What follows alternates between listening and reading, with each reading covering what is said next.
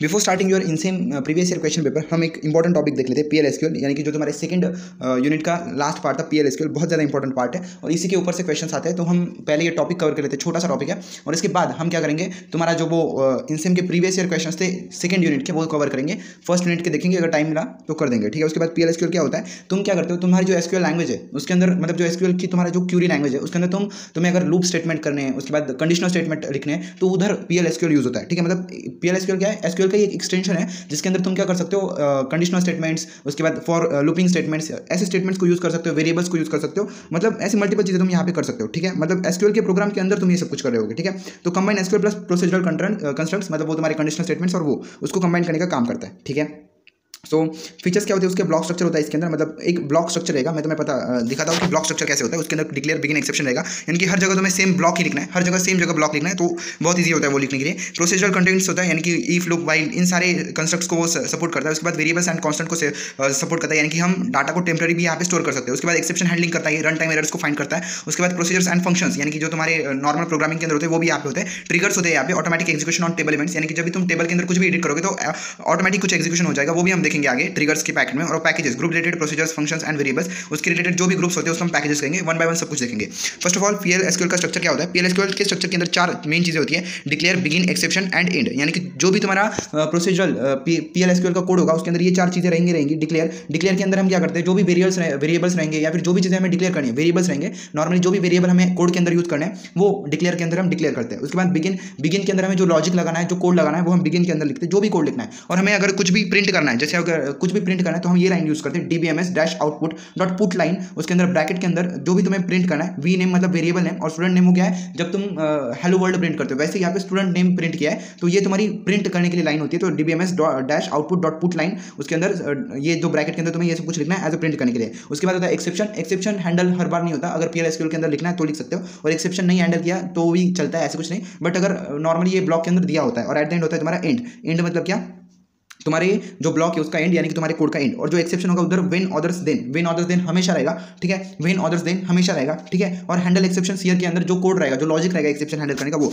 तो यहाँ पे ये तुम्हारा स्ट्रक्चर रहेगा PLSQL का, जिसके अंदर हम पहले तो डिक्लेयर करेंगे वेरिएबल्स को। उसके अंदर बिगिन होता है, बिगिन के अंदर एक्चुअल कोड होता है। उसके अंदर DBMS-output.line इज इक्वल, ये किया जाता है प्रिंट करने के लिए, कोई भी स्टेटमेंट प्रिंट करने के लिए। और देखो अगर दो चीजें उस स्टेटमेंट के अंदर है तो उसको हम कॉमा से सेपरेट नहीं करते। फॉर एग्जाम्पल अगर हम पाइथन में देखें या C++ में देखें तो हम क्या करते हैं, पाइथन में देखें तो हम क्या करते हैं, प्रिंट और ब्रैकेट के अंदर दो डैश देके उसके अंदर वो लिखते हैं, और फिर कॉमा देके दूसरा कुछ लिख सकते हैं। बट यहाँ पे कॉमा नहीं देते, दो स्टेट लाइन देते हैं। देखो यहाँ पे दो स्टेट लाइन दिए सेपरेट करने के लिए, ठीक है। उसके बाद एक्सेप्शन होता है और एट द एंड होता है। अब की पॉइंट्स क्या है, तो PLSQL का ब्लॉक स्ट्रक्चर होता है, डिक्लेयर होता है, बिगिन होता है, उसके बाद एक्सेप्शन, उसके बाद एंड, ठीक है। देखो जो भी SQL के स्टेटमेंट्स रहेंगे वो कोड के अंदर सपोर्ट करेंगे, ठीक है। उसके बाद enables error handling and modular programming, यानी कि एरर हैंडलिंग भी कर सकते हो और मॉड्यूलर प्रोग्राम भी कर सकते हो, ठीक है। Can create stored procedures, functions, triggers and etcetera, यानी कि इसके अंदर तुम स्टोर्ड प्रोसीजर, फंक्शंस को भी यूज कर सकते हो। और output is usually printed DBMS-output.put line, यानी कि जो भी तुम्हारा आउटपुट है उसको प्रिंट करने के लिए तुम क्या यूज करते हो, DBMS-output.put लाइन, ठीक है। वही मैंने ऊपर बोला, वही यहाँ पे दिखा है। उसके बाद PLSQL के डाटा टाइप्स कौन से होते हैं, specify the data type of variable can store in PLSQL, यानी कि PLSQL के अंदर तुम्हें जो वेरिएबल है, मतलब तुम्हें डाटा टाइप लिख के दिखाना पड़ेगा कि ये डाटा टाइप है, ठीक है। उसके थ्रू तुम वो करते हो। और कैटेगरीज देखते हैं अभी कौन से डाटा टाइप्स तुम्हारे PLSQL के अंदर होते हैं। फर्स्ट होता है नंबर के अंदर इंटीजर, डेसिमल यानी कि फ्लोट, वो सब कुछ स्टोर होगा। वर्चर के अंदर वेरिएबल लेंथ कैरेक्टर स्ट्रिंग्स, यानी कि जो भी तुम्हारे कैरेक्टर्स होंगे वो यहाँ पे स्टोर होंगे। उसके बाद कैरेक्टर होता है fix length character size. Worker के अंदर हम क्या कर सकते हैं, let's say indefinite number of character strings को हम कर सकते हैं, बट कैरेक्टर के अंदर हमें definite fix length of character strings डालनी पड़ेगी। बूलियन के अंदर हम ट्रू फॉल्स नल वही करते हैं। डेट के अंदर हम क्या करेंगे, स्टोर डेट टाइप करेंगे। उसके बाद कंपोजिट डाटा टाइप्स, उसके अंदर एक रिकॉर्ड होता है, कलेक्शन ऑफ डिफरेंट फील्ड्स, ठीक है। रिकॉर्ड क्या होगा, कलेक्शन ऑफ डिफरेंट फील्ड्स, वो हम देखेंगे आगे। रेफरेंस डाटा टाइप्स, उसके अंदर कर्सर होता है जो कि पॉइंटर्स को स्टोर करने में मदद करता है, वो भी हम आगे देखेंगे। और LOB डाटा टाइप्स, जिसके अंदर हम लार्ज ऑब्जेक्ट्स को स्टोर करते हैं, उसके अंदर ब्लॉब होता है, क्लॉब होता है और एनक्लॉब होता है, ठीक है। ब्लॉब मतलब बाइनरी लार्ज ऑब्जेक्ट, क्लॉब मतलब कैरेक्टर लार्ज ऑब्जेक्ट, और एनक्लॉब मतलब नेशनल कैरेक्टर लॉब, ठीक है। अभी हम इसका एग्जांपल देते हैं, हर डाटा टाइप्स के एग्जांपल देखते हैं, ठीक है। देखो हाँ, ये तुम्हारा एक कोड है, इसके अंदर तुमने क्या किया, डिक्लेयर के अंदर तुमने चार वेरिएबल्स डिक्लेयर किए। एक तो v name, v age, v status, v dob, ये क्या है, चार ये तुम्हारे वेरिएबल्स है। उसका डाटा टाइप लिखा है varchar 2 50 number boolean date. V name का क्या है, वर्चर 50, वी एच का नंबर, वी स्टेटस का बुलियन, वी डॉप का डेट। अब तुम क्या करोगे, बिगिन के अंदर वैल्यूज असाइन करोगे। वी नेम को तुमने असाइन कर दी अमित, वी एच को असाइन कर दी 20, वी स्टेटस को तुमने असाइन कर दी ट्रू, वी डॉप को तुमने टू डेट 2006/4YYYMMDD ये तुमने कर दिया। उसके बाद तुमने आउटपुट क्या दिया, DBMS-output.put लाइन, उसके अंदर नेम, वी नेम डाला, फिर एज डाला और वी एच डाला। मैंने तुम्हें बोला कि डबल स्टेट लाइन किसके लिए, सेपरेट करने के लिए, ठीक है। और एट द एंड ये हो गया तुम्हारा कोड, इतना ही कोड होगा। ये कोड जब तुम रन करोगे तुम्हें एट द एंड आउटपुट में मिलेगा ये जो तुम्हारा वी नेम क्या मिलेगा तुम्हें, अमित मिलेगा, और तुम्हें एज मिलेगी 20 जब तुम ये कोड रन करोगे तब, ठीक है। तो ये हो गया तुम्हारा ये तो हो गए तुम्हारे न्यूमेरिक डेटा टाइप्स, ठीक है। उसके बाद record data type, record data type में तुम क्या करोगे, डिक्लेयर लिखोगे, उसके बाद टाइप स्टूडेंट रिकॉर्ड टाइप, ये स्टूडेंट रिकॉर्ड टाइप है वो क्या है तुम्हारा वेरिएबल है, वेरिएबल है मतलब वो जो तुम्हारा रिकॉर्ड है उसका नाम है, रिकॉर्ड का नाम ही है, ठीक है। तो टाइप रिकॉर्ड का नेम इज, उसके बाद रिकॉर्ड कीवर्ड, उसके अंदर रिकॉर्ड के अंदर जो डालना है ID number name varchar age x number etcetera, फिर से तुम क्या करोगे वी स्टूडेंट तुमने यहाँ पे एक वेरिएबल लिया और उसके आगे तुम फिर से जो तुम्हारा रिकॉर्ड का नाम है वो लिखोगे, वी स्टूडेंट तुमने एक वेरिएबल लिया उसके आगे तुमने फिर से स्टूडेंट रिकॉर्ड टाइप लिखा है ना। अब तुम बिगिन के अंदर क्या करोगे, वी स्टूडेंट डॉट आईडी, यानी कि जो भी रिकॉर्ड के अंदर था आईडी नेम एज उसके साथ वी स्टूडेंट डॉट करोगे, मतलब क्या होगा जो तुम्हारा वी स्टूडेंट है उसको तुमने रिकॉर्ड को असाइन किया, मतलब देखो क्या होगा रिकॉर्ड के अंदर मल्टीपल चीजें होंगी, रिकॉर्ड के अंदर क्या होगी मल्टीपल चीजें होगी, उसको तुम एक सिंगल वेरिएबल से क्या कर सकते हो असाइन कर सकते हो। जैसे तुमने क्या किया रिकॉर्ड के अंदर आईडी नेम एज ये 3 वेरिएबल्स लिए और फिर तुमने v student dot ID v student dot name v student dot age कर दिया, यानी कि तुमने क्या किया रिकॉर्ड को असाइन किया वी वेरिएबल के साथ, और फिर तुमने प्रिंट कर दिया DBMS output dot put line student v student name age v student dot age, और एट द एंड होगा तुम्हारे प्रोग्राम को। So that is your record type of data types. और ये तुम्हारे वर्चर नंबर बुलियन डेट वो तो तुम खुद से भी यूज़ कर सकते हो, बट फिर भी यहाँ पे लिखा है तो तुम देख लेना, ठीक है। उसके बाद डिक्लेयर कर्सर के बारे में हम बहुत अच्छे से आगे पढ़ने वाले हैं, तो कर्सर का यहाँ पे रहने देते हैं, ठीक है। कर्सर का हम आगे देखेंगे। उसके बाद क्लॉब का दिखते हैं, क्लॉब मतलब वो तुम्हारे जो ब्लॉब वाले थे वो वाले। डिक्लेयर वी टेक्स्ट क्लॉब, सिर्फ इतना लिखना है, डिक्लेयर वी टेक्स्ट क्लॉब इतना ही लिखना है और कुछ नहीं लिखना, यानी कि वेरिएबल नेम वी टेक्स्ट मतलब क्या वेरिएबल नेम और क्लॉब। उसके बाद बिगिन के अंदर क्या लिखोगे जो भी तुम्हें वेरिएबल के अंदर लिखना है वो लिख दो और एट द एंड उसको आउटपुट में दे दो। That is your data types in your PLSQL, ठीक है। ये हो गए तुम्हारे डाटा टाइप्स इन PLSQL, ठीक है। कहाँ पे थे हम, हाँ तो तुम्हारे चार कौन से डाटा टाइप्स है, फर्स्ट स्केलर डाटा टाइप जिसके अंदर नंबर वर्चर कैर और बुलियन डेटा आते हैं। उसके बाद कंपोजिट डाटा टाइप जिसके अंदर रिकॉर्ड और टेबल आता है, टेबल तो तुम्हारा SQL का टेबल वही टेबल और कुछ नहीं। रेफरेंस डाटा टाइप के अंदर कर्सर आता है जो कि हम बहुत अच्छे से आगे बढ़ेंगे, नो इशू विद दैट। और लॉब डाटा टाइप्स के अंदर बीलॉब, लॉब मतलब स्टोर लार्ज ऑब्जेक्ट, ठीक है। तो ब्लॉब मतलब बाइनरी लार्ज ऑब्जेक्ट, क्लॉब मतलब कैरेक्टर लार्ज ऑब्जेक्ट, और एन क्लॉब मतलब नेशनल कैरेक्टर लार्ज ऑब्जेक्ट। उसके अंदर होता है नेक्स्ट वाला परसेंटेज टाइप एट्रीब्यूट और सेकंड होता है रो टाइप एट्रीब्यूट। देखो परसेंटेज टाइप एट्रीब्यूट क्या करेगा, जब भी तुम वेरिएबल डालोगे वेरिएबल के अंदर तुम्हें क्या करना पड़ता है, नंबर लिखना पड़ता है, फिर उसका वर्चर मतलब तुम डिफरेंट वेरिएबल लिखते हो तो उस वेरिएबल के आगे तुम्हें उसका डाटा टाइप लिखना पड़ता है। बट अगर तुम उस वेरिएबल के आगे परसेंटेज टाइप लिख दोगे तो तुम्हें उधर डाटा टाइप को मेंशन करने की जरूरत नहीं पड़ती और वो किसी भी डाटा टाइप को वो एक्सेस कर सकता है। और रो टाइप एट्रीब्यूट के अंदर क्या होगा, allows use to declare a variable that could hold an entire row, यानी कि रो टाइप के अंदर एक वेरिएबल को डिक्लेयर करोगे तो उसके अंदर पूरी रो होगी, है ना। मतलब क्या होगा तुम सिर्फ एक वेरिएबल को डिक्लेयर करोगे बट उसके अंदर पूरी रो हो जाती है, ठीक है। मतलब पूरी रो आएगी, एक वेरिएबल के अंदर पूरी रो आएगी। सो लेट्स से उसके एग्जांपल, सॉरी फॉर दैट कि जो कोड से वो नीचे है बट जल्दी में वो ऐसे ही करना पड़ा, ठीक है। सो लेट्स से टाइप का अब देखो यहाँ पे क्या लिखा है, v name student dot name same type है स्टूडेंट डॉट नेम, और परसेंटेज टाइप और v age student dot age उधर भी क्या किया है परसेंटेज टाइप किया है, कोई भी डाटा टाइप मेंशन नहीं किया है, परसेंटेज टाइप मेंशन किया है, ठीक है। क्या किया है परसेंटेज टाइप मेंशन किया है। पहले तुमने डिक्लेयर किया, डिक्लेयर के अंदर तुमने क्या डिक्लेयर किया, v name student dot name और v age student dot age, और उसके अंदर तुमने सिर्फ परसेंटेज टाइप लिखा है, ठीक है। परसेंटेज टाइप लिखा है और कुछ नहीं लिखा। स्टूडेंट डॉट नेम मतलब क्या, जो तुम्हारा टेबल का नेम है, स्टूडेंट डॉट नेम मतलब क्या टेबल का नेम, स्टूडेंट क्या टेबल का नेम। उसके बाद बिगिन के अंदर तुमने क्या किया, सीधे वी नेम अमित कर दिया और वी एज 20 कर दिया और प्रिंट कर दिया तो भी प्रिंट हो जाएगा, कोई एरर नहीं आएगा। मतलब यहाँ पे हमने कोई भी डाटा टाइप यूज नहीं किया, सीधे परसेंटेज टाइप। और नेक्स्ट तुम्हारा एग्जांपल है रो टाइप का। अब देखो डिक्लेयर किया तुमने स्टूडेंट रो टाइप तुमने डिक्लेयर किया, ठीक है। तुमने क्या किया, स्टूडेंट रो टाइप डिक्लेयर किया, होल्ड्स एंटायर स्टूडेंट रो, यानी कि स्टूडेंट रो टाइप के अंदर पूरी स्टूडेंट रो होगी। मतलब देखो तुमने डिक्लेयर कर दिया v student dot row type, और तुमने बिगिन के अंदर सीधे सिलेक्ट स्टेटमेंट लिख दिया, select star into v student, यानी कि जो वी स्टूडेंट है ये वेरिएबल है उसके थ्रू तुम्हें सिलेक्ट करना है फ्रॉम स्टूडेंट क्या तुम्हारा रो है, where ID is equal to 1, और तुम्हें सीधे लिख देना है आईडी के अंदर v student ID name v student name v dot age, सीधे तुम्हें ऐसे कोड लिख देना है। That is deal about your percentage row type तुम्हें समझ में आ गया होगा। रो टाइप के अंदर हम क्या करते हैं, बिना किसी वेरिएबल के बिना किसी डाटा टाइप के दिखा देते हैं, और रो टाइप के अंदर एक वेरिएबल के अंदर पूरी की पूरी रो घुसा देते हैं, ठीक है। So that is your type and row type attributes. Now what is next topic,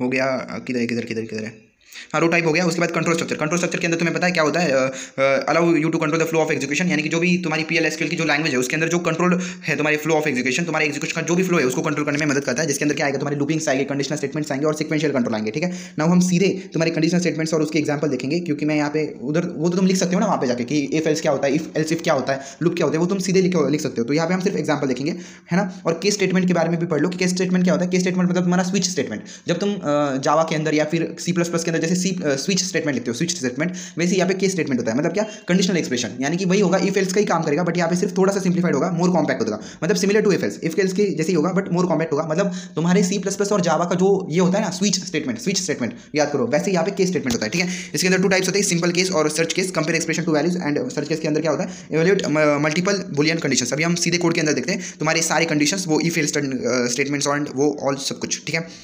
now conditional statements आ गया, देखो conditional statements. First simple if, यानी कि सिर्फ इफ स्टेटमेंट है तो तुम क्या करोगे, इफ वी मार्क्स यानी कि तुम्हारा वेरिएबल, उसके अंदर तुम कंडीशन लिखोगे और देन कीवर्ड लिखना है। पहले तो इफ कीवर्ड, उसके बाद देन कीवर्ड, उसके बीच में कंडीशन के लिए कुछ ब्रैकेट ब्रैकेट नहीं, सीधे कंडीशन लिखना है, स्पेस के थ्रू उसको दिखाना है, और उसके बाद तुम्हें जो प्रिंट कराना है वो एंड इफ, यानी कि तुमने क्या चेक किया यहाँ पे, इफ अगर तुम्हारे marks less than equal to 80 है तो तुम प्रिंट करोगे, देन तुम क्या प्रिंट करोगे, simple if excellent and if. उसके बाद अगर तुम्हें इफ एल्स प्रिंट करना है तो तुम क्या करोगे, if v marks less than equal to 18, then तुम्हें क्या करना है, अगर इफ एल्स एक्सीलेंट अगर नहीं है उसमें तो तुम क्या कर दोगे DBMS output dot put line if else good, ठीक है, तो एंड इफ। एंड अगर तुम्हें इफ एल्स इफ, यानी कि देखो यहाँ पे एल्स इफ ये नहीं होगा, यहाँ पे ELSIF होता है, एल्स इफ नहीं होता, ELSIF होता है, ठीक है, ये याद रखना। यहाँ के अंदर तुम दो कंडीशन करोगे, जैसे कि तुम्हारे वहाँ पे होता है इफ एल्स होता है, वैसे यहाँ पे ELSIF होता है, ठीक है। यहाँ पे तुम तीन कंडीशन को चेक कर सकते हो, यानी कि यहाँ पे अगर देखो मार्क्स अगर लेस देन इक्वल टू 90 है तो तुम पुट करोगे कि इफ एल्स इफ आउटस्टैंडिंग है तुम्हारा। उसके बाद वी मार्क्स अगर लेस देन इक्वल टू 90 है तो तुम्हारा होगा वेरी गुड, और अगर एल्स तुम्हारा जो कंडीशन आएगा वो, ठीक है, that is your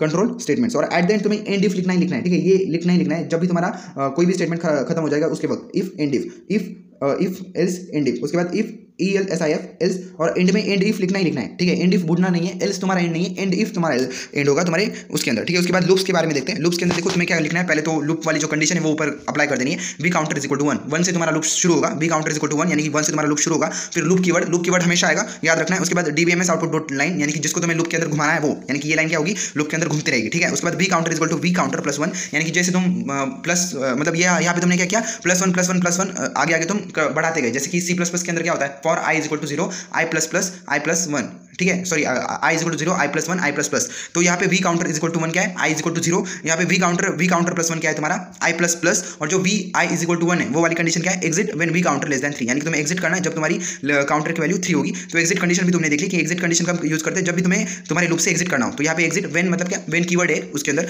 we counter less than 3, यानी कि लूप के अंदर तुम क्या करोगे, पहले तो कंडीशन सेटिस्फाई करोगे, मतलब कंडीशन दोगे, उसके बाद लूप कीवर्ड लिखोगे, और उसके बाद तुम्हारा जो घुमाना है वो लिखोगे। उसके बाद तुम्हारी लूप कितनी बार चलाना है, plus 1 plus plus plus plus i plus plus वाला, और exit when v counter less than 3 वो वाला, मतलब तुम्हारा i प्लस 1, ठीक है। i मतलब देखो फॉर लूप है तुम्हारा C++ का, वहाँ पे क्या होता है i is equal to 0 i plus 1 i plus plus, तो जो तुम्हारा i इज इक्वल टू 0 है वो v counter is equal to 1 है, जो तुम्हारा i is equal to i plus 1 है वो तुम्हारा वी काउंटर लेस देन 3 है, और जो i प्लस प्लस है वो है तुम्हारा v counter plus 1। I hope so तुम्हें समझ में आया होगा। अब वाई लूप के बारे में पढ़ते हैं। वाई लूप के अंदर तुम ऊपर कंडीशन देते हो वी काउंटर लेस देन, फिर तुम क्या करोगे, कंडीशन लगोगे while v counter less than equal to 3। While condition क्या है, जब तक तुम्हारा counter less than equal to 3 है तब तक तुम्हें लूप चलाना है और ये प्रिंट करना है while loop counter v counter, और एट द एंड तुम्हें फिर से वो कंडीशन लिखनी है कि कब तक तुम्हारा लूप चलेगा, v counter is equal to v counter plus 1 यानी कि i प्लस प्लस वो वाली कंडीशन, और एंड लूप। उसके बाद फॉर लूप के अंदर सिंपल तुम क्या करोगे, फॉर वी काउंटर लोगे इन कीवर्ड लोगे, और ये जो तुम्हारी रेंज है किस रेंज के अंदर तुम्हें लूप चलाना है वो 1 से लेकर 3 तक तुम्हें लूप चलाना है, तो 1 से लेकर 3 तक loop DBMS output dot line and सीधे एंड लूप। तुम्हें एंड लूप लिखना है, जब तुम कंडीशनल में लिखते हो तब तुम्हें एंड इफ लिखना है, और जब तुम लूप के अंदर आते हो तब तुम्हें एंड लूप लिखना है, ठीक है। आई होप सो तुम समझ रहे होंगे, ठीक है।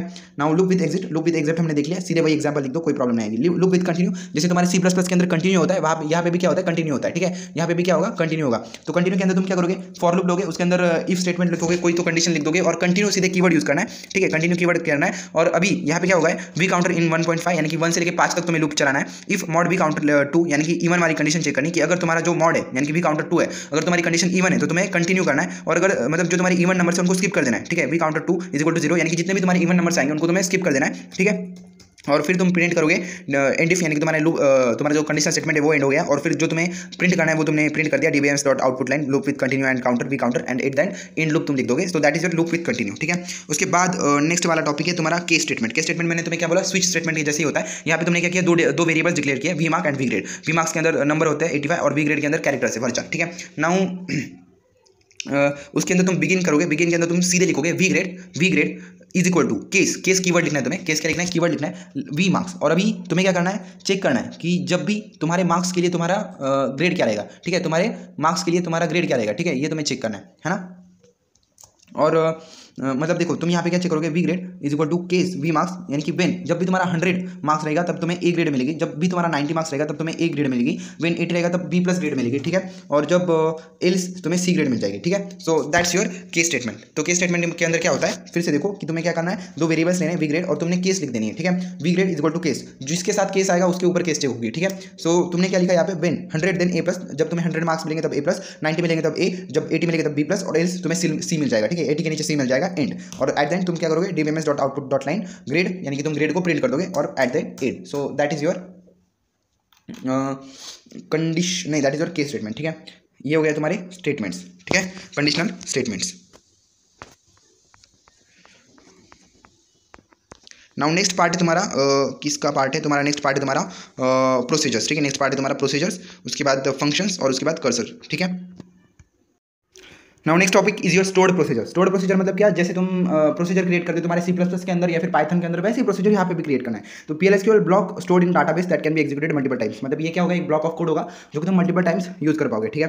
जैसे कि तुम रीयूजेबिलिटी बढ़ा पाओगे, परफॉर्मेंस बढ़ा पाओगे। इसके अंदर पैरामीटर्स होते हैं इन आउट, इन आउट, इन मतलब लेना, आउट मतलब देना, और इन आउट मतलब दोनों कर सकना, ठीक है। उसके बाद can include SQL statement, loops, condition, सब कुछ हो सकता है इसके अंदर। Stored procedures are pre compiled, यानी कि प्री कंपाइल्ड होते हैं PL/SQL बॉक्स के अंदर, मतलब ऑलरेडी वो क्या होती है, कंपाइल्ड होती है उसके अंदर, ठीक है, प्री कंपाइल्ड। उसके बाद can accept parameters like input value, output value, both input and output, ठीक है। कैन इंक्लूड SQL स्टेटमेंट्स, वही मैंने बोला, improves code reusability, modularity and performance. अब तुम PL/SQL फंक्शन भी यहीं पे समझ लो, ताकि मैं आगे जाकर तुम्हें डायरेक्टली दोनों समझा सकूं। तो PL/SQL क्या होता है, ब्लॉक ही होता है, और फंक्शन क्या होता है, अनेम PL/SQL block that perform task and returns a single value. मतलब वहां पे क्या हो सकता था, इन आउट ऐसे पैरामीटर्स आ रहे थे, बट यहाँ पे एक सिंगल वैल्यू रिटर्न होगी, यहाँ पे तुम्हें सिंगल वैल्यू मिलेगी फंक्शन के अंदर। ये ऐसा ही फंक्शन होता है जैसे तुम्हारे C++ के अंदर होता है, बट यहाँ पे क्या होगा, एक सिंगल वैल्यू रिटर्न होगी, ठीक है। Unlike procedures, functions must return a value, मतलब जहाँ पे प्रोसीजर होता है वहाँ पे फंक्शन मतलब कोई वैल्यू रिटर्न नहीं हो तो भी चलेगा, बट यहाँ पे फंक्शन के अंदर वैल्यू रिटर्न होनी चाहिए, ठीक है। यहाँ पे पैरामीटर्स सिर्फ इन वाले एक्सेप्ट होंगे, सिर्फ इन पैरामीटर्स एक्सेप्ट होते हैं, ठीक है। उसके बाद SQL स्टेटमेंट्स इधर यूज कर सकते हैं। Function must be return a value using return, यानी कि जो भी वैल्यू रिटर्न करनी है वो बाय यूजिंग रिटर्न कीवर्ड तुम्हें यूज करनी है, ठीक है। Can accept in parameters only, no out, no out को तुम यहाँ पे आउट पैरामीटर्स को यहाँ पे नहीं यूज कर सकते, और इन आउट को तो बिल्कुल नहीं, क्योंकि सिर्फ इन है ना। उसके बाद can be called from SQL queries, मतलब ये देखो ये क्या एक फंक्शन है, ठीक है, ये क्या एक फंक्शन है जिसके अंदर से तुम्हें वैल्यू रिटर्न ही करनी पड़ेगी, रिटर्न कीवर्ड के थ्रू तुम्हें एक वैल्यू रिटर्न करनी पड़ेगी, ठीक है। प्रोसीजर की तरह वैल्यू रिटर्न नहीं करेगी तो नहीं चलेगा, वैल्यू रिटर्न करनी, ठीक है। उसके अंदर जो इन पैरामीटर्स होते हैं वही एक्सेप्ट होते हैं, इन आउट वाले पैरामीटर्स एक्सेप्ट नहीं होते। Now let's go with their example, where is, थोड़ा सा नीचे आओ, conditional statements, loop with that. उसके बाद हाँ, ये हो गई तुम्हारी procedure, simple procedure to grade a student, यानी कि किसी भी स्टूडेंट को हेलो कहने के लिए हमने एक प्रोसीजर लिखे। तो तुम्हें पहले क्रिएट कीवर्ड लिखना है, क्रिएट कीवर्ड लिखना है, उसके बाद और क्रिएट और रिप्लेस, ये कीवर्ड लिखने ही लिखने हैं, और प्रोसीजर ये कीवर्ड भी लिखना है, क्रिएट और रिप्लेस प्रोसीजर, ये कीवर्ड लिखोगे। उसके बाद तुम्हारे प्रोसीजर का नाम, यहाँ पे प्रोसीजर का नाम क्या है, ग्रेट स्टूडेंट। उसके बाद इज भी लिखना ही लिखना है, ठीक है, इज भी लिखना ही लिखना है। उसके बाद बिगिन भी लिखना ही लिखना है। उसके बाद जो तुम्हें उस कोड के अंदर लिखना है, जिस प्रोसीजर के अंदर लिखना है वो, और उसके बाद एंड। उसके बाद क्या आएगा, एंड। वो वहाँ पे मैंने जो बिगिन एंड और उसके बीच में ग्रेट स्टूडेंट लिखा है वो होता है एग्जीक्यूट द प्रोसीजर। प्रोसीजर को एग्जीक्यूट करने के लिए तुम लिखोगे बिगिन और एंड, उसके बीच में लिखोगे ग्रेट स्टूडेंट। वो जो नीचे लिखा गया है वो फिर से हो गया, मतलब रिपीट हो गया है, तो कंफ्यूज मत होना, ठीक है। वो रिपीट हो गया, एक्जीक्यूट द प्रोसीजर वो रिपीट हो गया है, वो वहाँ पे वो लेना नहीं था बट रिपीट हो गया, ठीक है। बट अगर तुम्हें प्रोसीजर क्रिएट करनी तो तुम क्या करोगे, क्रिएट और रिप्लेस प्रोसीजर, ये तुम लिखोगे एज अ कीवर्ड। उसके बाद ग्रेट स्टूडेंट यानी कि प्रोसीजर का नाम, उसके बाद इज कीवर्ड लिखोगे। उसके बाद बिगिन लिखोगे, बिगिन के अंदर तुम्हें जो कोड लिखना है प्रोसीजर के अंदर वो कोड लिखोगे, यानी कि जो तुम्हें रिपीट करवाना है, जो करना है वो करना है, जो प्रोसीजर के अंदर जो टास्क करवाना है। फॉर एग्जांपल एडिशन करवानी है तो यहाँ पे 2 नंबर तुम ऐड करोगे उस जगह पे, और एट द एंड लिख देना है, और फिर तुम्हें उसको कॉल करना है। कॉल करने के लिए तुम क्या करोगे, बिगिन कीवर्ड लिखोगे और एंड कीवर्ड लिखोगे, और उसके बीच में तुम किसका नाम लिखोगे, तुम्हारे प्रोसीजर का नाम लिखोगे। That is your procedure, that is your simple procedure, nothing a big deal. Now सिर्फ उसके बाद हम फंक्शन के ऊपर आते हैं कि फंक्शन, तो फंक्शन के अंदर भी वही होगा, क्रिएट और रिप्लेस, बट यहाँ पे फंक्शन आएगा, वहाँ पे प्रोसीजर था, यहाँ पे क्या था, प्रोसीजर, तो यहाँ पे क्या आएगा, function, create or replace function. उसके बाद फंक्शन नेम डबल नंबर, यानी कि हम क्या पे यहाँ पे फंक्शन लिख रहे हैं नंबर को डबल करने के लिए, तो फंक्शन का नाम क्या है तुम्हारा, डबल नम। और उसके अंदर जो पैरामीटर्स होते हैं, फंक्शन के अंदर पैरामीटर्स रहेंगे, ठीक है। फंक्शन के अंदर क्या रहेंगे, पैरामीटर्स। वीनम एक क्या है तुम्हारा, वेरिएबल है, और इन नंबर क्या है उसका डाटा टाइप, वेरिएबल नम उसका जो डाटा टाइप है वो है नंबर। उसके बाद रिटर्न नंबर, तुम्हें रिटर्न नंबर लिखना ही लिखना है। रिटर्न नंबर क्यों लिखा, क्योंकि जो तुम्हारा वी नंबर है, ये जो तुम्हारा वेरिएबल है वो नंबर डाटा टाइप के अंदर है, इसलिए तुम्हें रिटर्न करना है नंबर। अब तुम कोई भी कोड लिखते हो, पाइथन के अंदर लिखो या फिर लेट्स से तुम C++ का कोड लिख रहे हो, C++ के अंदर तुमने इंट मेन फंक्शन में, इंट मेन फंक्शन इसलिए तुम रिटर्न 0 करते हो। अगर कैरेक्टर मेन होता तुम रिटर्न ए करते, अगर है ना, मतलब वहाँ पे तुम रिटर्न 0 क्यों करते हो, क्योंकि इंट मेन है, इंटीजर वाला फंक्शन है, इसीलिए। वैसे यहाँ पे variable v number in number है, यानी कि जो डाटा टाइप है पैरामीटर किस वैल्यू के अंदर है, नंबर फॉर्मेट में, इसलिए तुमने क्या किया, रिटर्न नंबर किया, इसलिए तुमने क्या किया, रिटर्न नंबर। रिटर्न लिखना है और उसके आगे जो डाटा टाइप है वो लिखना है। उसके बाद इज तो लिखना है, फिर से begin return v number into 2, यानी कि तुम्हारे नंबर को क्या करना है, मल्टीप्लाई करना है 2 से, यानी कि तुम्हारा लॉजिक। रिटर्न यहाँ पे भी लिखना है, रिटर्न यहाँ पे भी लिखना है, बिगिन एंड एंड। और उसके बाद डिक्लेयर करना पड़ेगा यहाँ पे, यानी कि डिक्लेयर वी रिजल्ट नंबर, यानी कि तुम वी रिजल्ट ये जो वेरिएबल है उसको डिक्लेयर करोगे, और जो कि नंबर उसका डाटा टाइप है। उसके बाद बिगिन के अंदर जो तुम्हारे वी रिजल्ट के अंदर जो भी तुम्हें वैल्यू देनी है वो तुम दे दोगे। V result is equal to double num. Double num क्या है तुम्हारा, फंक्शन है। डबल नम क्या है तुम्हारा, फंक्शन, यानी तुमने यहाँ पे किया फंक्शन को कॉल किया, तुमने यहाँ पे क्या किया, फंक्शन को कॉल किया, और उसके बाद डीबीएमएस आउटपुट डॉट लाइन, यानी कि तुमने प्रिंट कर दिया। मतलब देखो तुमने क्या किया, फर्स्ट फंक्शन को क्रिएट करने के लिए create or replace function, double number उसका नाम है, वी नंबर वो वेरिएबल है और इन नंबर के अंदर वो टाइप है। उसके बाद रिटर्न नंबर क्या है, उसके बाद इज, और उसके बाद जो तुम्हारा फंक्शन की बॉडी है वो लिखा begin return v number into 2 end end. यहाँ पे तुम्हारी जो फंक्शन बॉडी है वो एंड हो गई। अब तुम फंक्शन को कॉल करना चाहते हो तो तुम क्या करोगे, फिर से स्टेटमेंट लिखोगे डिक्लेयर, डिक्लेयर के तुम अंदर तुमने जो वी रिजल्ट एक नया वेरिएबल ले लिया, एक नया वेरिएबल ले लिया वी रिजल्ट के अंदर तुमने क्या किया, तुम्हारा जो डबल नंबर 5 ये जो तुम्हारा क्या बोलते हैं उसको फंक्शन है उसको कॉल किया, उसको तुमने क्या किया डबल नंबर 5 उसको कॉल किया और एट द आउटपुट तुम्हें उसको प्रिंट कर देना है, that is and. So that is your function in your PL/SQL। Last में तुम्हारे टॉपिक्स रहे कर्सर, उसके बाद क्या है कर्सर के बाद है तुम्हारा लास्ट वाला टॉपिक असर्शन, कर्सर और ट्रिगर्स के बारे में पढ़ लेते हैं, फिर हम पढ़ेंगे एक्सेप्शन और उसके बारे में। तो देखो कर्सर का काम क्या होता है, कर्सर एक पॉइंटर होता है, कर्सर क्या होता है एक पॉइंटर होता है जो कि तुम्हारे क्यूरी सेट का रिजल्ट होल्ड करता है, ठीक है। वो क्या करता है तुम्हारे क्यूरी सेट का रिजल्ट होल्ड करता है, ठीक है। A pointer that holds the result set of query, मतलब जो तुम्हारा क्यूरी है उसका रिजल्ट सेट होल्ड करेगा तुम्हारा कर्सर, ठीक है। उसके अंदर तुम क्या कर सकते हो, रो बाय रो प्रोसेसिंग कर सकते हो PL/SQL के अंदर, यानी कि हर रो को तुम क्या कर सकते हो वहाँ पे एक्सेस कर सकते हो या फिर प्रोसेस कर सकते हो in your by using your cursor. तो कर्सर क्या है, cursor is a pointer of result set of query, query के रिजल्ट सेट का पॉइंटर होता है कर्सर। वो उसको काम क्या होता है, जो तुम्हारी रोज है उसको वन बाय वन प्रोसेस करना, ठीक है। उसके अंदर दो टाइप्स होते हैं, इम्प्लिसिट कर्सर्स और एक्सप्लिसिट कर्सर्स। जो इम्प्लिसिट कर्सर्स होते हैं वो automatically created by simple queries, जो सिंपल क्यूरीज तुम क्रिएट करते हो जैसे कि सिलेक्ट इनटू, वहीं पे तुम्हारे जो इम्प्लिसिट कर्सर है वो ऑटोमेटिकली क्रिएट हो जाते हैं, तुम्हें क्रिएट करने की जरूरत नहीं पड़ती, ऑटोमेटिकली क्रिएट हो जाते हैं। बट जो एक्सप्लिसिट कर्सर्स होते हैं तुम्हें डिक्लेयर करना पड़ता है by programmer, declare by programmer for multi rows queries, यानी कि मल्टी रो क्यूरीज के लिए तुम्हें प्रोग्रामर को खुद से एक्सप्लिसिट क्यूरीज लिखनी पड़ती है, ठीक है। कर्सर्स अलाउ प्रोसेसिंग मल्टी रो क्यूरीज बाय रो, यानी कि जो मल्टीपल रो क्यूरीज होती है, हमने देखा था नेस्टेड क्यूरीज, तो नेस्टेड क्यूरीज यानी कि मल्टी रो क्यूरीज, तो मल्टी रो क्यूरीज रिजल्ट्स रो बाय रो, यानी कि हम मल्टीपल जो रो क्यूरीज है उसको रो बाय रो हम उसको क्या कर सकते हैं अलाउ कर सकते हैं प्रोसेसिंग, यानी कि उसकी प्रोसेस हम रो बाय रो कर सकते हैं, ठीक है। उसके अंदर दो कीवर्ड्स मायने रखते हैं, percentage not found and percentage row count. Percentage not found क्या रिप्रेजेंट करता है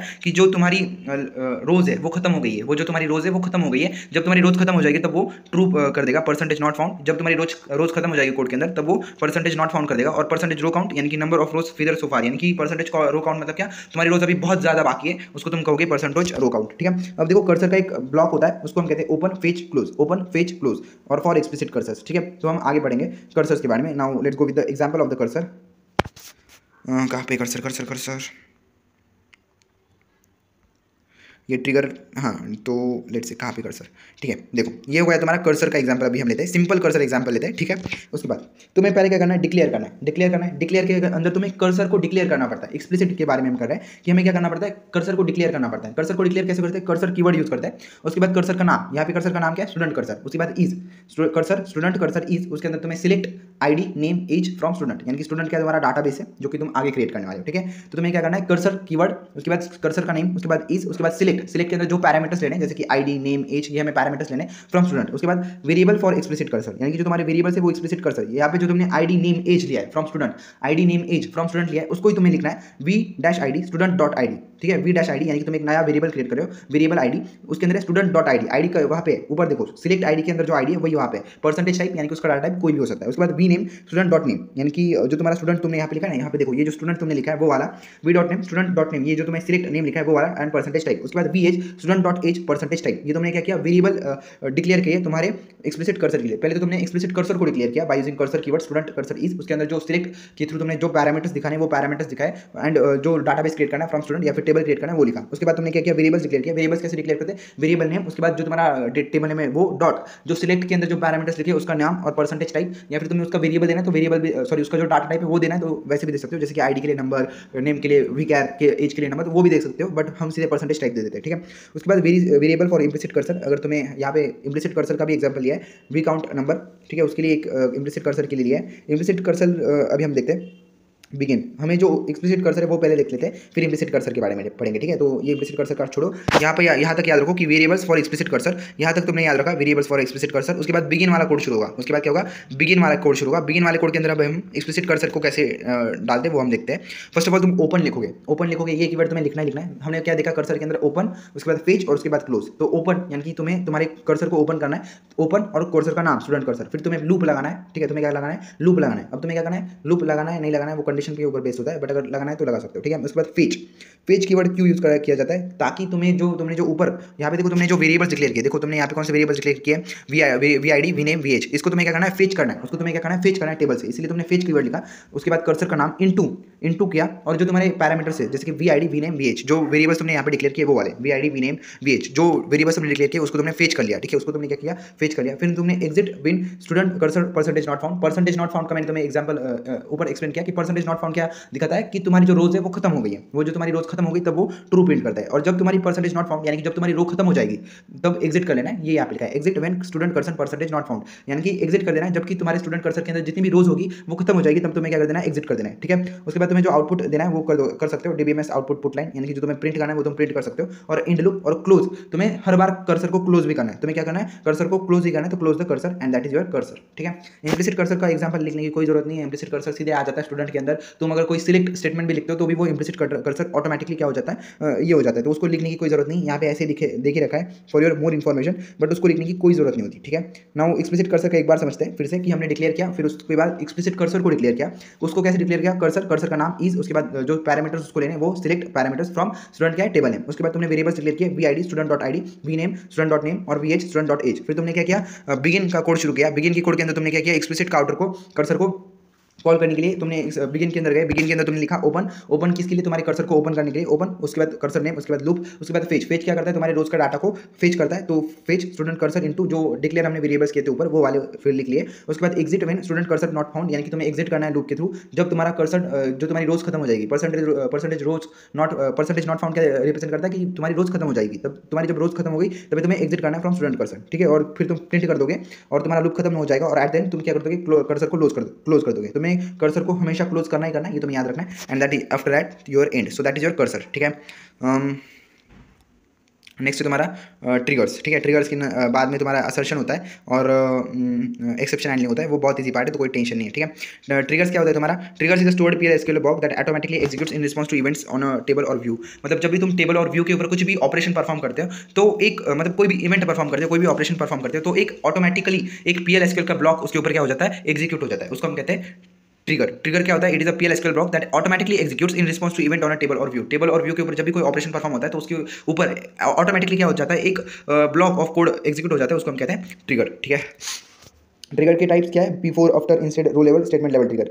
उसका मीनिंग देखो, बिफोर ट्रिगर का कब काम करता है, बिफोर इंसर्ट ट्रिगर जब भी तुम्हारे टेबल के अंदर जो डाटा है उसको मॉडिफाई करने से पहले ही इंसर्ट यूज होता है। बिफोर इंसर्ट ट्रिगर कब होगा, जब भी तुम्हारे टेबल का डाटा मॉडिफाई नहीं किया है, मॉडिफाई अभी तक किया नहीं है, तब यूज होगा। आफ्टर इंसर्ट ट्रिगर मतलब तुमने जो इंसर्शन है तुम्हारे डाटा को इंसर्ट कर दिया है तब। बिफोर इंसर्ट ट्रिगर मतलब क्या, जब तक तुमने डाटा इंसर्ट नहीं किया है तब तक। उसके बाद आफ्टर इंसर्ट ट्रिगर कब अप्लाई करोगे, जब तुम्हारा डाटा इंसर्ट हो चुका है तब। उसके बाद बिफोर अपडेट ट्रिगर यानी कि जो वैलिडेट डाटा बिफोर अपडेटिंग, यानी कि तुमने डाटा को अपडेट नहीं किया है, मतलब डाटा इंसर्ट हो चुका है, उसके बाद तुम्हें कुछ अपडेशन करना है, उसके पहले अगर तुम्हें कुछ करना है तो बिफोर अपडेट ट्रिगर। उसके बाद स्टेटमेंट लेवल ट्रिगर यानी कि एग्जीक्यूट्स वन पर एसक्यूएल स्टेटमेंट, यानी कि एसक्यूएल स्टेटमेंट के हिसाब से चलता है, ना कि रो के हिसाब से, ठीक है। उसको हम एग्जांपल के थ्रू समझेंगे। और इंस्टेड ऑफ ट्रिगर जो कि व्यूज के लिए यूज किया जाता है, व्यू के ऊपर जो मैनिपुलेशन किया जाता है उसके ऊपर, व्यूज के ऊपर, व्यू मतलब व्यू तो हमने देखा है, उसके ऊपर जो ऑपरेशन परफॉर्म की जाती है उसके लिए इंस्टेड ऑफ ट्रिगर यूज किया जाता है, ठीक है।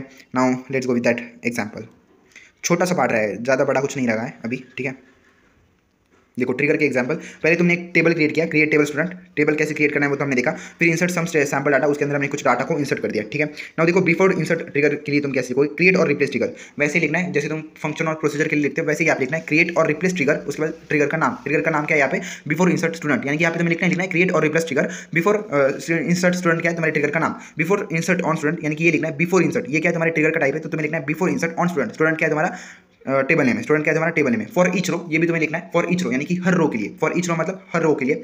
बिगिन, उसके अंदर जो तुम्हें कोड लिखना है, तुम्हें जो तुम्हारा लॉजिक लगाना है वहाँ पे, जो लॉजिक लगाना है वो लॉजिक लगाओ, नो प्रॉब्लम। और उसके बाद एंड, ठीक है। ये हो गया तुम्हारा ट्रिगर, बिफोर इंसर्ट ट्रिगर, यानी कि जब तक तुमने डाटा इंसर्ट नहीं किया तब तक, ठीक है, है ना। तो देखो तुमने क्या किया, क्रिएट और रिप्लेस ट्रिगर, उसके बाद ट्रिगर का नेम, उसके बाद बिफोर इंसर्ट ऑन स्टूडेंट, यानी कि बिफोर इंसर्ट ऑन लिखा स्टूडेंट के ऊपर। फॉर ईच रो, ये भी तुम्हें लिखना है। उसके बाद बिगिन, उसके अंदर जो तुम्हें कंडीशन लिखनी है वो जो कोड लिखना है वो लिख दो, और उसके बाद एंड। उसके बाद होगा तुम्हारा आफ्टर इंसर्ट ट्रिगर, तो यहाँ पर वही लिखना है क्रिएट और रिप्लेस ट्रिगर, ऊपर भी वही लिखा था क्रिएट और रिप्लेस ट्रिगर। उसके बाद ट्रिगर का नेम यहाँ पे लिखा है आफ्टर इंसर्ट स्टूडेंट, उसके बाद आफ्टर इंसर्ट ऑन स्टूडेंट, यानी कि वहाँ पे लिखा था क्या, बिफोर इंसर्ट ऑन स्टूडेंट, मतलब उसका जो नाम लिखा है ना after insert trigger, before insert trigger, वही वहाँ पे लिखना है सीधे, after insert on student. For each row, हर रो के लिए बिगिन, उसके अंदर जो कोड लिखना है वो कोड लिख दो, और एट द एंड। उसके बाद होता है बिफोर अपडेट ट्रिगर, यानी कि जब तक तुम्हारा अपडेट नहीं हुआ है तब तक। यहाँ पे भी वही लिखना है, क्रिएट और रिप्लेस ट्रिगर, तुम्हारे ट्रिगर का नाम, उसके बाद बिफोर अपडेट वही लिखना है, बिफोर अपडेट यानी कि बिफोर अपडेट ऑफ एज यानी कि एज के लिए, ठीक है। ऑफ एज नहीं लिखते, ऑन स्टूडेंट लिखते तो भी चलता है, ऐसा कुछ नहीं है, बट यहाँ पे सिंप्लीफाई करने के लिए ऑफ एज लिखा है, यानी कि जो तुम्हारे स्टूडेंट है, जब तक तुम्हारा जो स्टूडेंट है उसके अंदर जो एज है वो अपडेट नहीं हो जाता,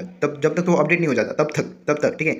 तब तक कहाँ गया वो स्टेटमेंट टेबल ट्रिगर, हाँ यहाँ पे गया बिफोर अपडेट। तो जब तक तुम्हारा ऑफ एज अपडेट नहीं हो जाता, तुम्हारा age जब तक अपडेट नहीं हुआ तब तक on student for each row, हर रो के लिए फिर से बिगिन, उसके अंदर जो कोड लिखना है, जो लॉजिक लिखना है वो लॉजिक लिख लो। लॉजिक लिखना तो हम ऊपर देख चुके हैं, इफ स्टेटमेंट के अंदर, लूप स्टेटमेंट के अंदर लॉजिक कैसे लिखते हैं वो तो देख लिया, या फिर प्रिंट कैसे करना है, सिंपली कुछ प्रिंट भी कर दोगे तो भी कोई एरर थोड़ी आएगा, वो तो भी चलेगा ना, ठीक है। यहाँ पे हम सिर्फ वो सीख लेते हैं कि कैसे करना है। बिगिन के अंदर कुछ भी कोड लिख दो एंड एट दैट एंड, यानी कि ट्रिगर के अंदर तुमने क्या किया, क्रिएट और रिप्लेस ट्रिगर, उसके बाद ट्रिगर का नेम, फिर जो ट्रिगर का एक टाइप है ना, उसको ही लिख देना है बिफोर अपडेट। तो यहाँ पे लिख दिया बिफोर अपडेट ऑन स्टूडेंट याद रखना है, ऑन स्टूडेंट, और फॉर ईच रो ये भी याद रखना है थर्ड लाइन के अंदर, और फिर बिगिन और एंड के अंदर तुम्हें लिख देना है। उसके बाद स्टेटमेंट लेवल ट्रिगर, ठीक है। अब देखो स्टेटमेंट लेवल ट्रिगर के अंदर थोड़ा सा लगाया, वहीं पे आएगा create or replace trigger, create or replace trigger वैसे के वैसे। आफ्टर डिलीट आएगा, तो आफ्टर डिलीट ऑन ट्रिगर, मतलब यहाँ पे आफ्टर कीवर्ड आएगा, आफ्टर कीवर्ड, और उसके बाद डिलीट हो सकता है, इंसर्ट हो सकता है, कुछ भी हो सकता है। तो आफ्टर डिलीट ऑन स्टूडेंट यहाँ पे हमने लिया, और उसके बाद जो प्रिंट करना था वो प्रिंट कर दिया, ठीक है। उसके बाद इंस्टेड ऑफ ट्रिगर, जो कि व्यूज के ऊपर यूज किया जाता है, तो create or replace view student view as, मतलब यहाँ पे तुम व्यू क्रिएट कर रहे हो, ठीक है। Create or replace view student view as insert ID name age from student, यानी कि हमने जो स्टूडेंट टेबल था उससे व्यू क्रिएट किया। अभी हम क्या करेंगे, व्यू के ऊपर ऑपरेशन परफॉर्म करें, इंस्टेड ट्रिगर का यूज करोगे, तो फिर से वही आएगा create or replace trigger, instead of यानी कि तुम्हारे ट्रिगर का नेम, उसके बाद इंस्टेड ऑफ इंसर्ट ऑन, यानी कि इंस्टेड नाम है तुम्हारे ट्रिगर का, तो इंस्टेड ऑफ इंसर्ट ऑन, ठीक है। इंसर्ट ऑन ये भी लिखा है, इंसर्ट ऑन, ठीक है, मतलब इंसर्ट ऑन नहीं लिखना है, यहाँ पे तुम कोई भी ऑपरेशन परफॉर्म कर सकते हो, डिलीट ऑन, अपडेट ऑन, ठीक है। तो स्टूडेंट व्यू के अंदर तुम यहाँ पे क्या कर रहे हो, इंसर्ट ऑन कर रहे हो, इंसर्ट भी कर सकते हो, डिलीट भी कर सकते हो, अपडेट भी कर सकते हो। फॉर ईच रो हमेशा लिखना है, फॉर ईच रो, ठीक है। बिगिन इसके अंदर जो तुम्हें कोड लिखना है वो कोड लिखो, और at the end, so that is your triggers, ठीक है। ट्रिगर्स तो बहुत इजी है ना यार, वही रिपीट हो रहा है, वही रिपीट हो रहा है, ठीक है। सिर्फ क्या लिखना है, क्रिएट और रिप्लेस ट्रिगर, उसके बाद जो ट्रिगर करना टाइप है, यानी कि बिफोर अपडेट है तो बिफोर अपडेट ऑन स्टूडेंट, यानी कि ऑन स्टूडेंट क्या जो तुम्हारा टेबल है उसका नाम, उसके बाद फॉर ईच रो, उसके बाद बिगिन और एंड के बीच में जो कोड लिखना है वो लिख दो, that is simple about your triggers, ठीक है। ज़्यादा कंफ्यूज नहीं होना। Next is your exception handling and assertion, ये दोनों तुम्हारे लास्ट टॉपिक है। उसके बाद एक टॉपिक होता है जो कभी नहीं आता और कोई यूजफुल भी नहीं तुम्हारे एसक्यूएल के अंदर, तो वो मैं नहीं ले रहा, टॉपिक आता भी नहीं है कभी, तो जाने दो, ठीक है। ये जो तुम्हारे प्रिविलेजेस होते हैं, वो प्रिविलेजेस मतलब कुछ राइट दिया जाता है तुम्हारे यूजर को वो एक्सेस करने के लिए, वो हमने ऑलरेडी देखा है कि यूजर को एक्सेस कैसे देना है, ग्रांट के, रिवोक से, वो ही है उधर, तो और कुछ नहीं है, ठीक है। उसके बाद हम लास्ट वाले टाइप पे आते हैं, exception handling and your assertion, ठीक है। एक्सेप्शन हैंडलिंग क्या होगा, मैकेनिज्म टू कैच और हैंडल रन टाइम एरर्स, वही होता है तुम्हारे जो C++ के अंदर होता है, वही कि तुम्हें रन टाइम एरर्स हैंडल करने PLSQL प्रोग्राम्स के अंदर। तो प्रोग्राम टर्मिनेशन से बचा जाए, मतलब जब भी एरर आएगा तब उसके बीच में प्रोग्राम टर्मिनेशन से बचाएगा। एरर्स कैन प्रीडिफाइन और यूजर डिफाइन, प्रीडिफाइन भी हो सकते हैं, यानी कि जो सिस्टम का एक्सेप्शन होते हैं वो, और यूजर डिफाइन भी हो सकता है। टाइप्स क्या हो सकते हैं, प्रीडिफाइन एक्सेप्शंस जो कि ऑटोमेटिकली तुम्हारे एसक्यूएल के अंदर प्री डिफाइंड है, उसके बाद यूजर डिफाइंड जो कि तुम डिफाइन करोगे, नेम एक्सेप्शंस जो कि तुम खुद डिफाइन करते हो, explicitly declared and raised using raise keyword से उसको किया जाता है। Others caught using when others clause, when other clause से जब भी तुम कोई एक्सेप्शन फाइंड करते हो तो उसको कहते हैं ऑदर्स एक्सेप्शन। अब असर्शन क्या होता है, एक असर्शन भी एक तुम टाइप असर्शन मतलब क्या, वहाँ पे कंडीशन दी हुई है, condition that must always be true, यानी कि एक असर्शन एक ऐसी कंडीशन होगी जो हमेशा ट्रू होनी ही चाहिए तुम्हारे PLSQL के अंदर। असर्शन क्या होगी, एक ऐसी कंडीशन है जो कि तुम्हारे PLSQL के अंदर हमेशा ट्रू होगी, और अगर तुम्हारी असर्शन फेल होगी, असर्शन कंडीशन फेल होगी तो एक्सेप्शन आ जाएगा, ठीक है। मतलब असर्शन एक कंडीशन है SQL के अंदर जो कि हमेशा ट्रू होती है, हमेशा क्या होती है, ट्रू होती है। अगर वो फेल हो गई यानी कि फॉल्स आ गई तो तुम्हारा जो एक्सेप्शन है वो आ जाएगा, ठीक है। हेल्प्स वैलिडेट डाटा और लॉजिक इन द प्रोग्राम, यानी कि तुम्हारे लॉजिक है उसको हेल्प करता है। उसके बाद कंपाइल टाइम एक्सप्रेशन, ठीक है, उसके अंदर दो टाइप्स होते हैं, compile time assertion check before program execution, यानी कि एग्जीक्यूशन होने से पहले, और रन टाइम यानी कि जब तुम्हारा प्रोग्राम एग्जीक्यूशन हो रहा है उस वक्त, ठीक है।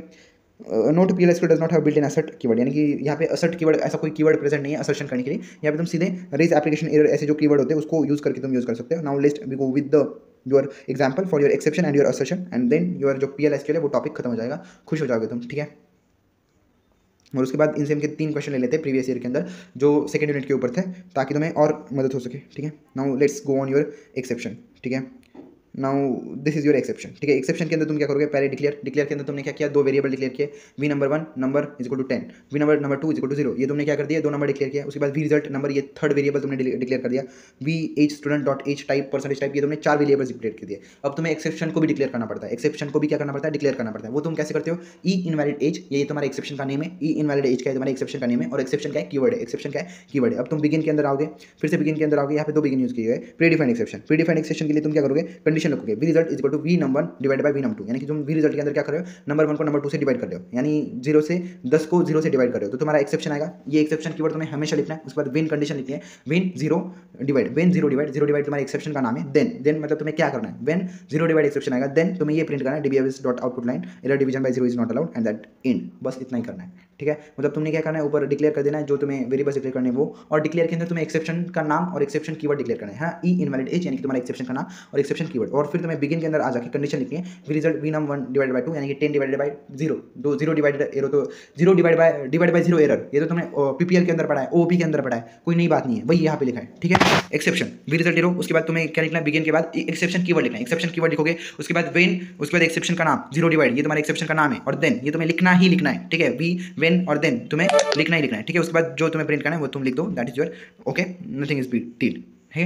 उसके बाद नो डाटा फाउंड एक्सेप्शन भी होता है, वो उसका एग्जांपल लिखा है, मैं वो नहीं एक्सप्लेन करते बैठूंगा, वही तुम अगर ऊपर वाला लिख दोगे 0 डिवाइजन बाय 0 एग्जाम्पल, वही एक एग्जाम्पल लिख दो, मल्टीपल एग्जाम्पल लिखने की कोई जरूरत नहीं होता, ठीक है, वही है यहाँ पे, वही है, देखो बिगिन करोगे, एक्सेप्शन देखोगे, नो डाटा फाउंड, अगर कोई डाटा फाउंड नहीं हुआ तो एक्सेप्शन डाल दोगे, नथिंग इज बिग डील। उसके बाद user defined exception, user defined exception के अंदर क्या किया जाता है वो देखो, if v number less than 0 then raise करना है तुम्हें, रेज कीवर्ड यूज करना है, रेज ई इनवैलिड एज जो तुमने ऊपर डिक्लेयर किया था, ई इनवैलिड रेज करना है, रेज यूजर डिफाइंड एक्सेप्शन, यहाँ पे रेज कीवर्ड यूज होता है, क्या होता है, रेज कीवर्ड यूज होता है, एंड इफ यानी कि तुम्हें एक कंडीशन लिखी, उसके बाद एक्सेप्शन क्या है, catch when E invalid age, raise invalid age किया तुमने, यानी कि देखो जब भी तुम्हारा वी नंबर लेस देन 0 होगा, जब भी तुम्हारा नंबर 1 लेस देन 0 होगा, तब तुम्हें रेज करना है ई इनवैलिड एज को, जो कि तुम्हारा जो तुमने डिक्लेयर किया ऊपर, देखो डिक्लेयर कहाँ पे किया हमने, ऊपर किया, देखो यहाँ पे ई इनवैलिड एज एक्सेप्शन, उसको तुमने ऊपर डिक्लेयर किया है, ठीक है, उसको तुमने ऊपर डिक्लेयर किया है, तो तुम यहाँ पे क्या करोगे, उसको रेज करोगे by using raise keyword in the your condition statement, तुम्हारी कंडीशन के अंदर तुमने उसको रेज कर दिया, फिर exception when E invalid age, यानी कि जब भी तुम्हारा इनवैलिड एज वाला एरर आएगा तब तुम्हें क्या करना है, ये वाली जो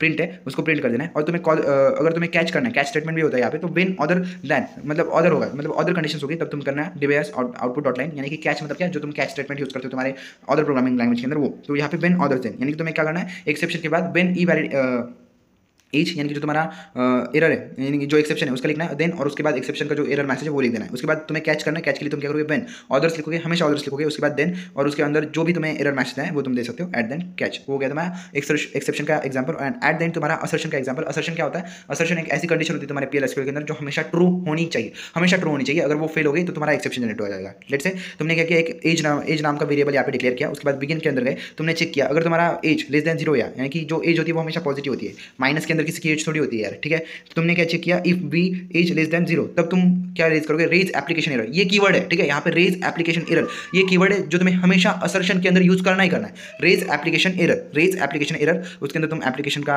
जो नाम है वो लिख सकते हो -2000, ये तुम्हारा एक्सेप्शन कोड है, और उसके बाद जो तुम्हारा एक्सेप्शन मैसेज है वो, और फिर तुम्हारा जो स्टेटमेंट है वो खत्म हो गया, एंड इफ, उसके बाद तुम लिखोगे DMS output dot put line, यानी कि एज इज वैलिड, ठीक है, अगर मतलब वैलिड एज है तो लिख दोगे, है ना, उसके बाद एक्सेप्शन लिखोगे व्हेन अदर्स देन, यानी कि ऐसी कंडीशन, यानी कि जब तुम्हारा इफ वाला स्टेटमेंट रन नहीं होगा तब तुम्हें क्या करना है, DBMS dot output dot put line SQLERM, ये तुम्हें हमेशा लिखने होता है SQLERM, जब भी तुम कैच स्टेटमेंट लिखते हो तब, है ना, चाहे वो तुम एक्सेप्शन हैंडलिंग में कैच स्टेटमेंट लिखो, यहाँ पे लिखो, वो तुम्हें यहाँ पे लिखना है SQLERM, ये तुम्हारा स्टैंडर्ड फॉर्मेट है, ठीक है। उसके बाद तुम अलग भी कुछ लिख सकते हो, ऐसे कुछ नहीं कि अलग नहीं लिख सकते, बट वो स्टैंडर्ड फॉर्मेट है, ठीक है।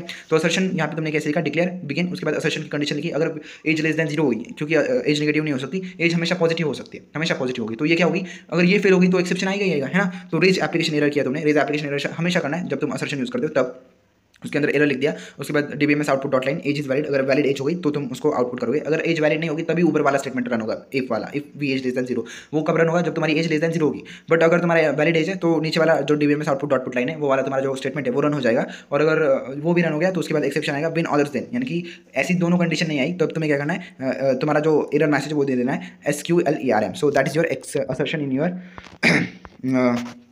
क्या बोलते हैं उसको, PL SQL, ठीक है। So that is your all about your PL SQL, ठीक है।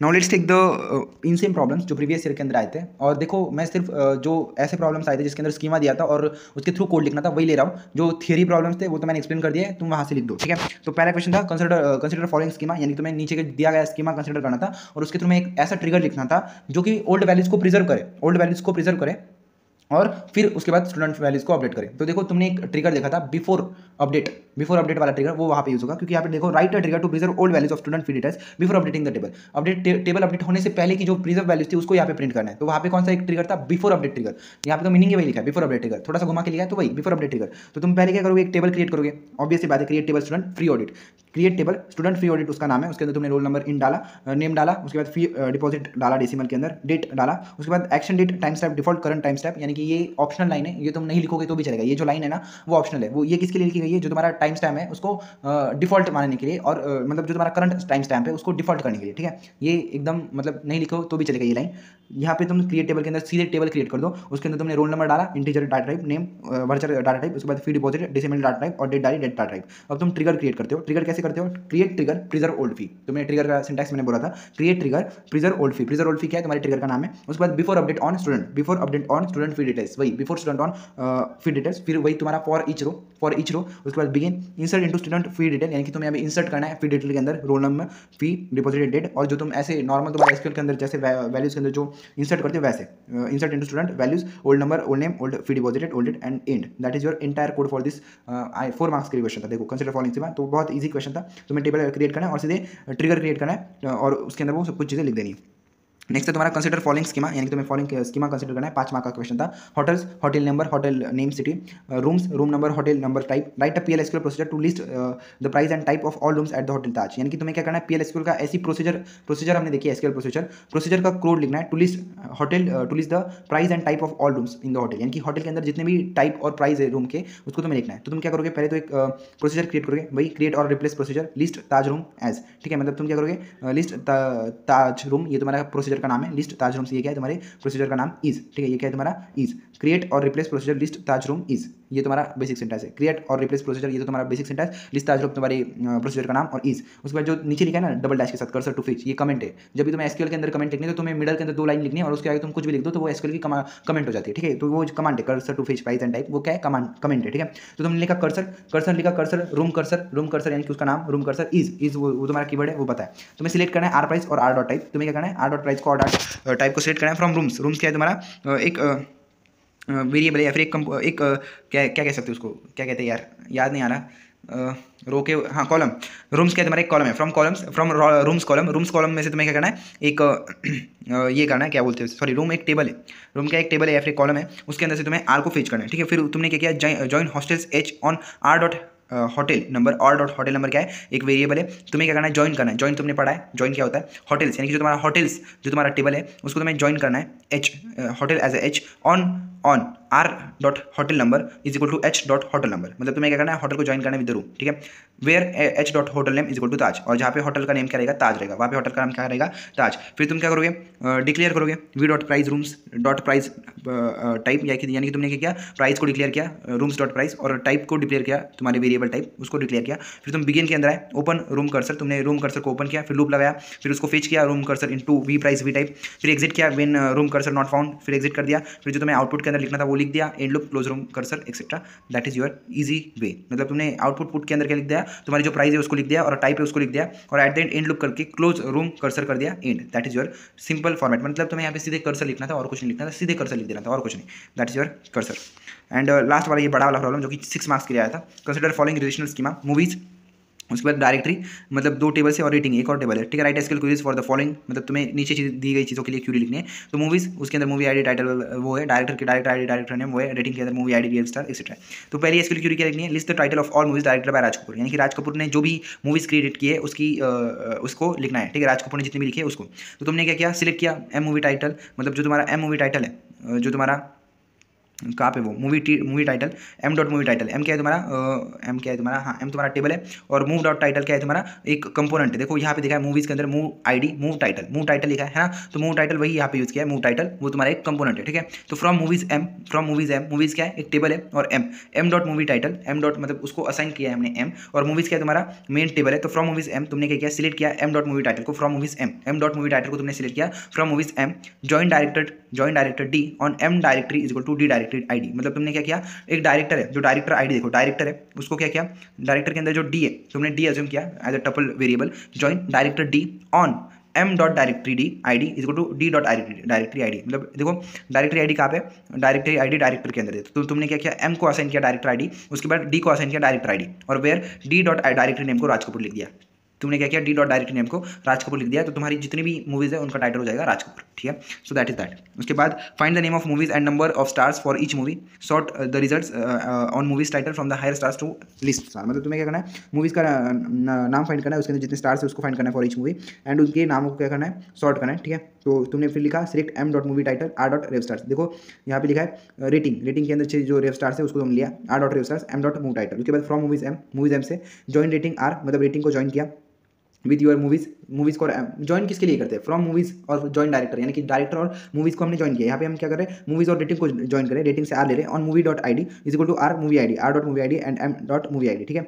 और order by M dot order by clause हमने यहाँ पे यूज़ किया। ऑर्डर बाय क्यों यूज़ करते हुए तुम्हें बताया, असेंडिंग डिसेंडिंग को यूज़ करने के लिए। M dot movie title ascending order में लगाया और R dot rev stars descending order में लगाया, दैट्स योर कोड, ठीक है। सो नेक्स्ट है तुम्हारा assign the rating of all movies directed by Steven Stewart to 9, यानी कि जितनी भी रेटिंग है उसको स्टीवन के द्वारा डायरेक्टेड किया गया है और रेटिंग उसकी 9 है। तो तुम क्या करोगे, अपडेट रेटिंग करोगे, set rev stars is equal to 9, update rating कर दोगे और जो तुम्हारी रेव स्टार्स है उनकी जो रेटिंग है वो 9 कर दोगे। Where movie I D in के अंदर select M dot movie I D को तुमने सिलेक्ट किया एम से, फ्रॉम मूवीज एम यानी कि मूवीज एम से join director on M direct I D, यानी कि तुमने डायरेक्टर को फिर से ज्वाइन कर दिया यहाँ पे। Where director name is equal to Steven Stewart, मतलब यहाँ पे तुमने वेयर क्लॉज का यूज़ किया है। तुम्हारा अपडेट रेटिंग तभी अपडेट रेटिंग सीट रेव स्टार तभी 9 होगा जब तुम्हारा वेयर क्लॉज अप्लाई होगा, और वेयर क्लॉज के अंदर क्या कंडीशन लिखी है, जब तुम्हारा डायरेक्टर नेम स्टीवन होगा तभी जो तुम्हारा अपडेट रेटिंग है वो हो जाएगा। That's your 3 statements for your last problem. देखो इसको फिर से एक बार समझो कि update rating set rev stars equal to 9, where movie ID, मतलब जब तक तुम्हारी मूवी आईडी के अंदर ये क्लॉज चलते रहेगा, where D direct name equal to Steven Spielberg, तभी तुम्हारा जो अपडेट रेटिंग है तब अपडेट होगा, ठीक है। So that is your all 3 problem जो कि प्रीवियस इनसेम के अंदर आए थे स्कीमास के ऊपर, ठीक है। इस कोड को तुम स्क्रीनशॉट मार सकते हो। लेट से मैं यहाँ पे 1 मिनट के लिए स्टॉप कर देता हूँ फॉर फर्स्ट क्वेश्चन, ठीक है, ये वाला फर्स्ट क्वेश्चन, उसके बाद ये सेकंड क्वेश्चन और ये थर्ड क्वेश्चन। अब ये 3 पेज की पीपीटी देने को मत बोलना, ठीक है। So that's your 3 previous year questions, और जो थियरी के ऊपर थे वो तो मैं ऑलरेडी एक्सप्लेन कर चुका हूँ, तो वो तुम खुद से लिख देना। So that's about your insem solution.